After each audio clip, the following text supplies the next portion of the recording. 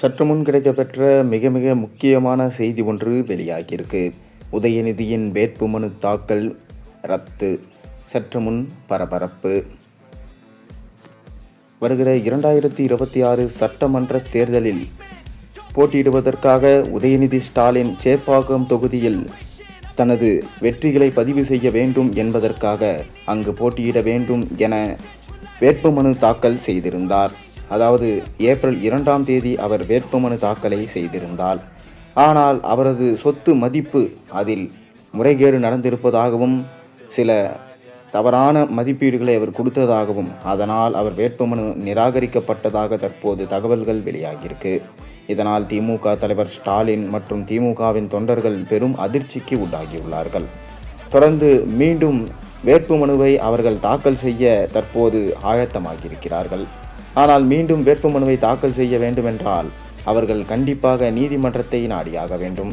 தனது சொத்து மதிப்பு எவ்வளவு, அதில் முறைகேடு நடத்தப்பட்டிருக்கிறதா, எவ்வாறு இப்படி முறைகேடு நடத்தப்பட வேண்டும், மேலும் உண்மையான அவரின் சொத்து மதிப்பு என்ன, காரணம் அவர் அளித்திருந்த வேட்புமனுவில் முழுமையான சொத்து விவரங்கள் சேர்க்கப்படவில்லையாம்.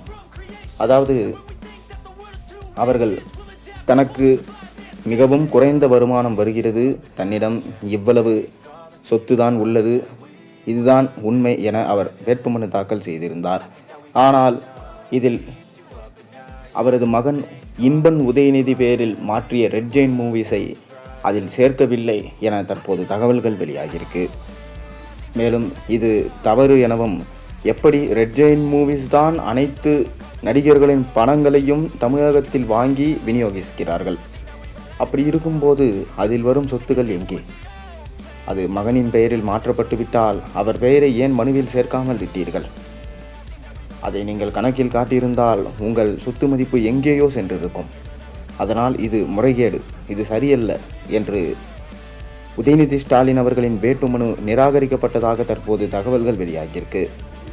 மேலும் முழுமையான சொத்து விவரங்கள் முறைகேடு இல்லாமல் தெரிவித்தால் மட்டுமே அந்த வேட்புமனு ஏற்கப்படும் என்கின்ற செய்தியையும் தற்போது இந்திய தேர்தல் ஆணையம் உதயநிதி மற்றும் திமுகவிடம் கூறியுள்ளதாம். இதனால் திமுக தலைவர் ஸ்டாலின் அவர்கள் மிகவும் அதிர்ச்சி அடைந்துள்ளார். மேலும் இன்று அவர்கள் வேட்புமனு தாக்கல் செய்ய போகிறார்கள். அதை இந்திய தேர்தல் ஆணையம் ஏற்குமா இல்லை நிராகரிக்குமா? உங்கள் கமெண்ட்டுகளை நீங்கள் தெரிவிக்கலாம்.